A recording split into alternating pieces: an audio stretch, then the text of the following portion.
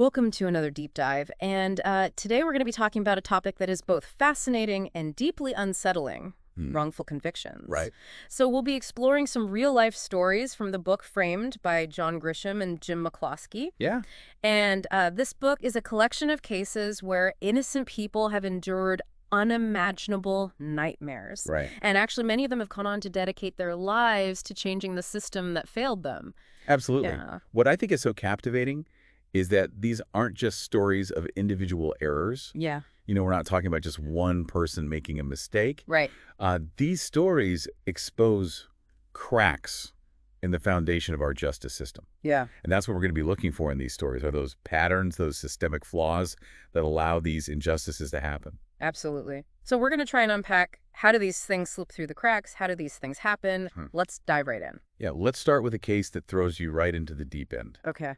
The Norfolk Four. So picture this. It's 1997. Okay.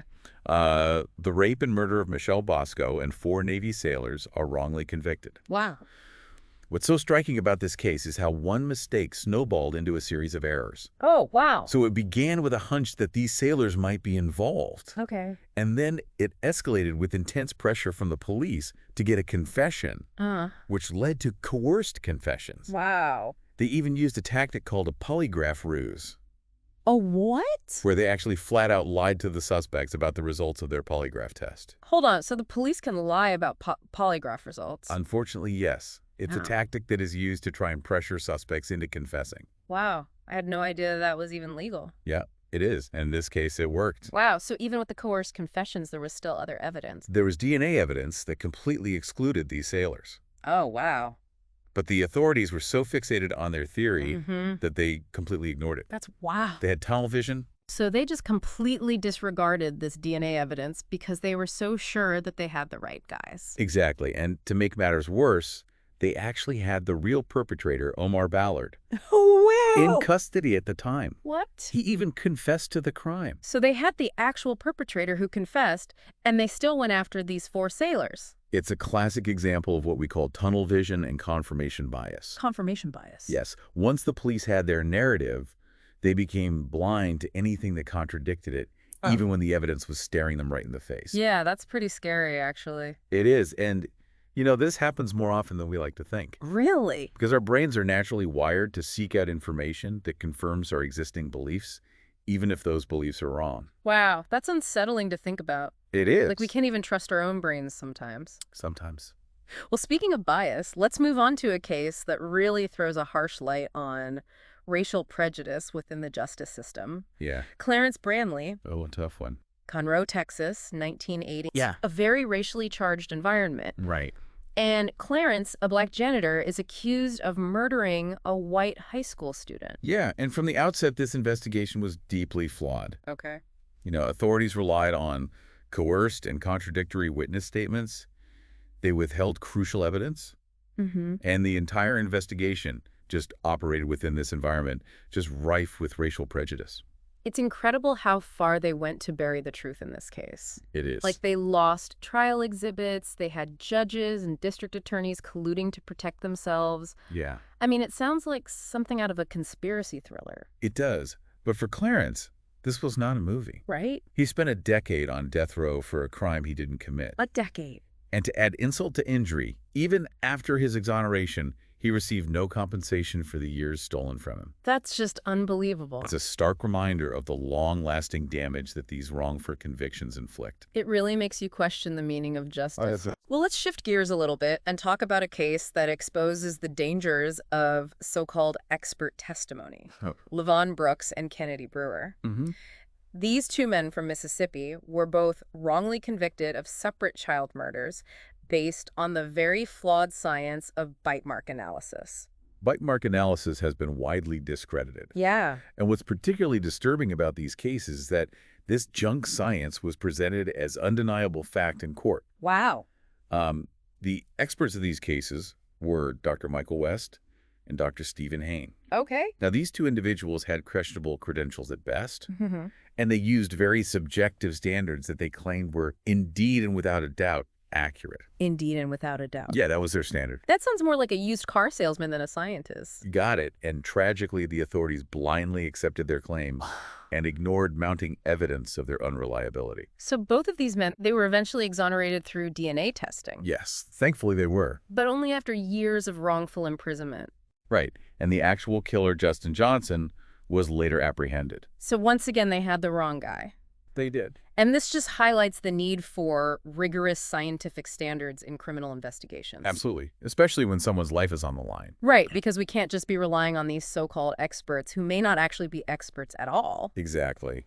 Okay, let's move on to another case. Okay. This is a case where political pressure and racial tensions really warped the pursuit of justice. Okay. Mark Jones, Kenny Gardner, and Dominic Lucci, otherwise known as the Savannah Three. The Savannah Three. So this case unfolds in Savannah, Georgia, a city that was really steeped in racial tension at the time. Absolutely. And these three Army soldiers are accused of murder, and the rush to judgment is palpable. Yeah, it seems that the authorities were more concerned with appeasing the black community following this high-profile murder than with actually uncovering the truth. Right. And the evidence against them was incredibly weak. Unreliable eyewitness testimony, the suppression of key evidence, and there was even another possible suspect group that was completely ignored. Yeah, it's frustrating. So again, we see tunnel vision at play. We do. They had their narrative, they latched onto it, and they clung to it despite the lack of evidence. Exactly. Three white soldiers committing a racially motivated crime. And these men ended up serving decades in prison. They did, enduring psychological scars and carrying the weight of a profound miscarriage of justice. Yeah, it's just a stark reminder of how external pressures can really distort the pursuit of truth. Absolutely. Well, let's delve into another case now. Okay. This one demonstrates how the pressure to close a case can sometimes overshadow the pursuit of truth. Okay. Samuel Grasty, Derek Chappell, and Morton Johnson. So we're in Chester, Pennsylvania. Right. And a career criminal named Rick McElwee fabricates a story to implicate these three men in the murder of Henrietta Nickens. Wow. So what's astonishing about this is that there was absolutely no physical evidence linking them to the crime. The entire case hinged on the word of this career criminal whose story was full of contradictions. Wait, so they were convicted solely on this guy's constantly changing story? Right. No physical evidence at all? No physical evidence. But the authorities were so determined to close this case that they just disregarded these glaring inconsistencies. Right. And get this, they even concocted these outlandish theories to explain away DNA evidence that pointed to someone else entirely. Yeah, they had DNA evidence pointing to an unknown person, and they chose to ignore it. That's crazy. It is the pressure to secure a conviction completely overshadowed the pursuit of truth. Yeah. And what was the outcome? What happened? McElwee the liar served a few years and walked free. Wow. While the innocent men remained imprisoned. That's just heartbreaking. It's a chilling example of how the desire for closure can sometimes trump the pursuit of justice. Yeah. And unfortunately, this happens more often than we realize. Well, let's move on to a case that might hit a little close to home for some people. Joe Bryan, a beloved school principal, was wrongly convicted of murdering his wife, Mickey. Yeah, this case is particularly troubling because it reveals how speculation and character assassination can be used in place of hard evidence. Yeah. So the investigation was led by Texas Ranger Joe Wiley, and it was fundamentally flawed from the start. In what way? Well, there was a glaring lack of concrete evidence. Okay.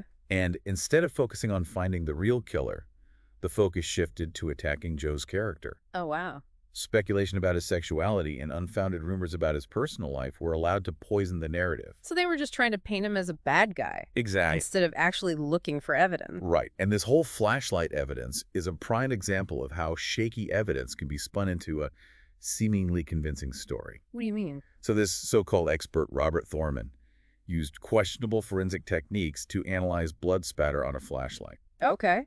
But get this, the flashlight was never even presented as evidence in court. You're kidding me? Nope. They convicted him based on analysis of an object that they never even saw. Believe it or not, that's exactly what happened. Wow. The jury was swayed by the prosecution's flimsy narrative and influenced more by character assassination and speculation than by any tangible evidence. Wow. And what happened to Joe?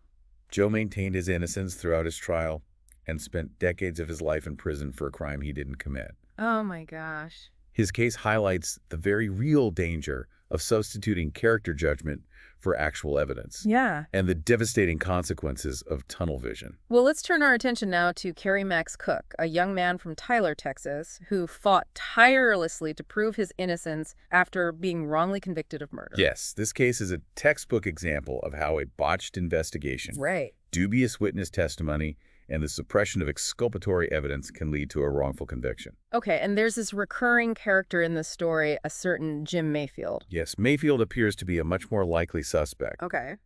With a motive and a history of troubling behavior. Right. But for some reason, the authorities remained fixated on Kerry. Even though there was evidence pointing to this other guy. Even when multiple trials and mounting evidence pointed in another direction. It's like they were intentionally overlooking Mayfield, refusing to see him as a legitimate suspect. It does seem that way. This case also underscores the immense power that judges wield in these trials. Yes. Judge Jack Skeen Jr. repeatedly made biased rulings in favor of the prosecution, further tilting the scales against Kerry. Absolutely. And, to understand the significance of these rulings, it's important to know that exculpatory evidence is evidence that could potentially prove someone's innocence. Right.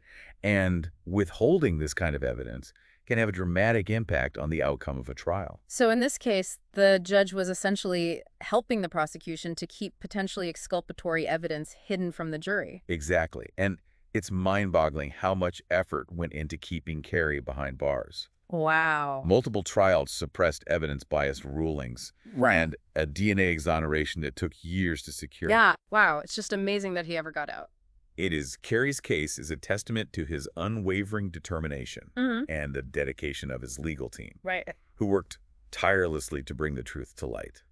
Wow. Well, finally, we arrive at a case that raises profound ethical questions about capital punishment. Yes. Todd Willingham, a man who was executed in Texas for the arson murder of his 3 daughters, despite substantial evidence of his innocence.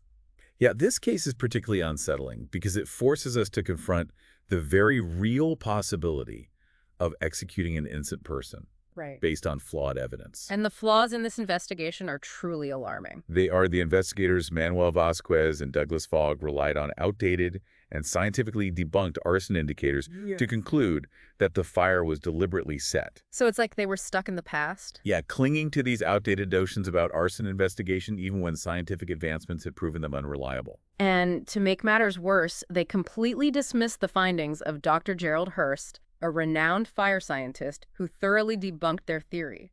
Dr. Hurst's analysis clearly demonstrated that the fire was likely accidental, but his findings were ignored even as Willingham's execution date approached. Oh my gosh. It's a sobering example of how deeply flawed forensic science can have life or death consequences. Wow. Particularly in cases involving the death penalty. And then there's this whole other layer of injustice to this case. Yes. Johnny Webb, a jailhouse informant, who later recanted his testimony, claiming he had been coerced and manipulated into testifying against Willingham. Right. And to understand this, you need to know that grand jury testimony is given under oath before a grand jury, which is a group of citizens who decide whether there's enough evidence to indict someone. Okay.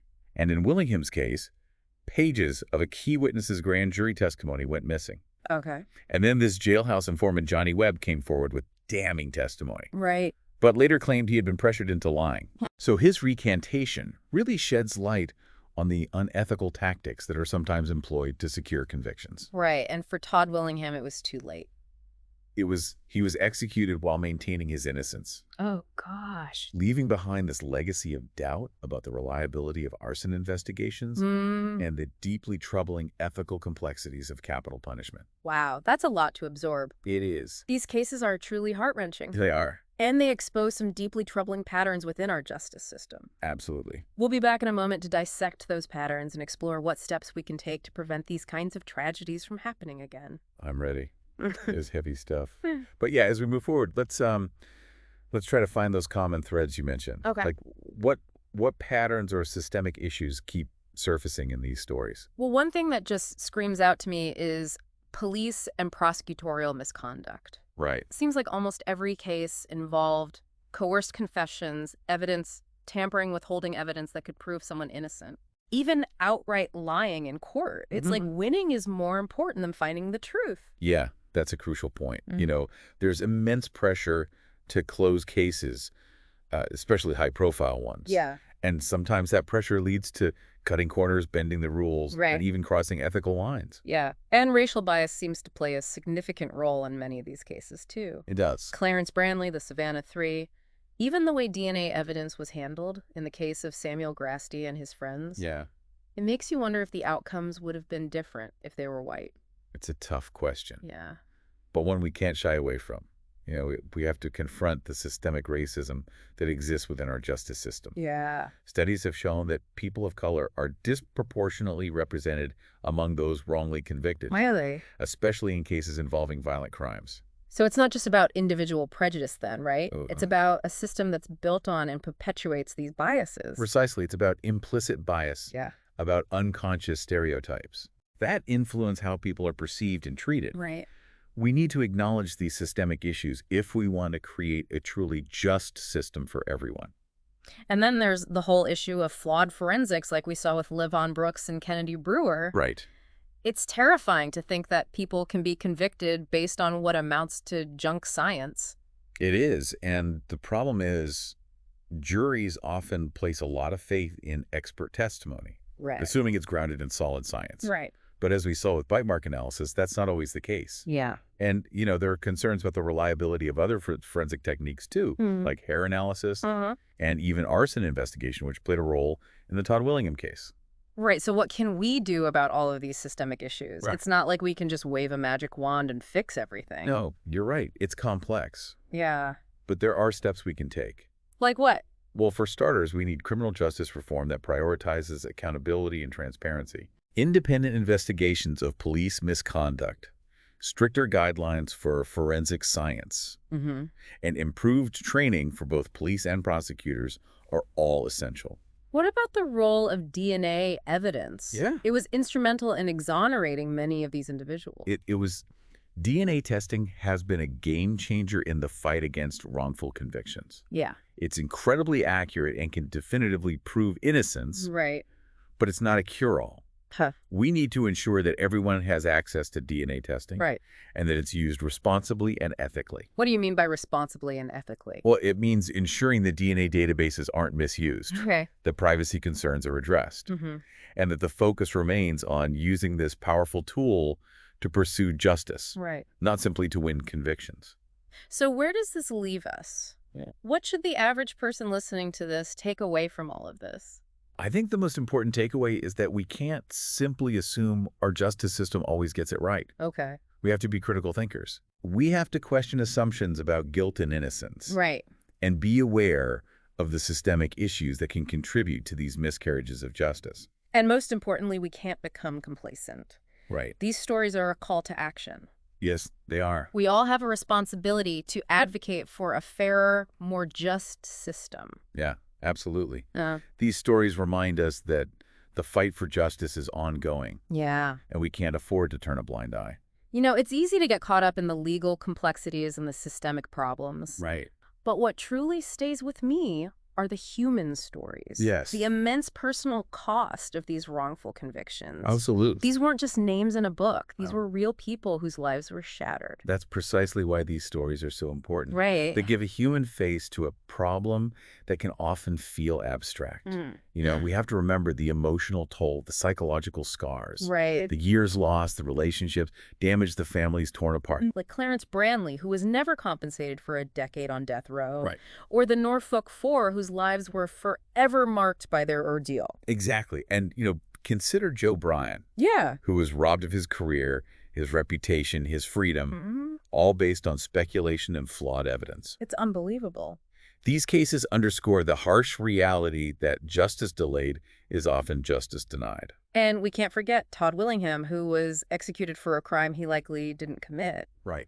It raises such profound questions about the death penalty and the risk of executing an innocent person. It's a sobering thought. It is. And it highlights the urgent need for reforms. Yeah. For safeguards to prevent these tragedies from happening again. So what can we do? Well, how can we as individuals make a difference? Well, awareness is crucial.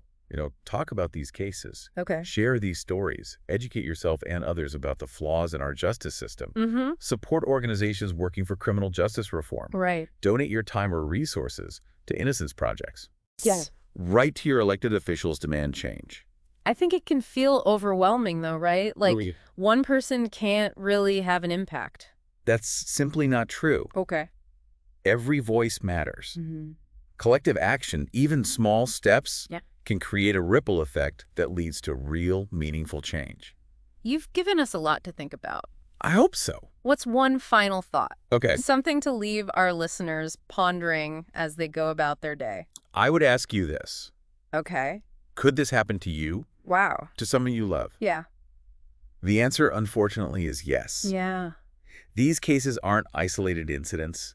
They represent a systemic problem that affects us all. Right. The question is, what are we going to do about it? That's a powerful question to end on. I hope so. And it's one we all need to ask ourselves. We do. Thanks for joining us for this deep dive. Of course. We hope you'll continue to explore these issues, stay engaged, and demand a justice system that truly lives up to its name. Yeah, it's easy to get lost in all those legal details, But what really stays with me are those human stories, the sheer devastation that these wrongful convictions cause. That's why these stories are so powerful. They bring the issue to life. It's not just about abstract legal principles. It's about real people whose lives were completely upended. Yeah, think about Clarence Branley. Oh, yeah? He spent a decade on death row, and he was never compensated for that horrific injustice. Right, or the Norfolk Four. Right. Their lives were forever scarred by that experience. And then there's Joe Bryan. Huh. A respected school principal, stripped of his career, his reputation, his freedom, all based on speculation and flimsy evidence. It's unbelievable. These cases really drive home the point that justice delayed is often justice denied. Absolutely. And we can't forget Todd Willingham, who was executed for a crime he likely didn't commit. Right. His case raises very serious questions about the death penalty and the very real risk of executing innocent people. It's a chilling thought. It is. So what can we do? How can we as individuals actually make a difference in preventing these tragedies? Well, awareness is the first step. Talk about these cases, share these stories, educate yourself and others about the flaws in our justice system. Support organizations that are fighting for criminal justice reform. Right. Donate your time or money to innocence projects, contact your elected officials, and demand change. I think a lot of people, though, feel like their individual actions won't really amount to much. That's simply not true. Every voice matters. Okay. Collective action, even small steps, can create a ripple effect that leads to real meaningful change. Well, this deep dive has been incredibly eye-opening. It has. What's one final thought you'd like to leave our listeners with as we wrap up this episode? I'd like you to consider this. Could this happen to you? Wow. To someone you love? Yeah. The unfortunate truth is that it could. Yeah. These cases are not isolated incidents. They highlight a systemic problem that affects us all. Right. The question is, what are we going to do about it? It's a powerful question and one we should all be asking ourselves. Thank you for joining us on this deep dive into the unsettling reality of wrongful convictions. We hope you'll continue to explore these issues, stay engaged, and advocate for a more just system for everyone.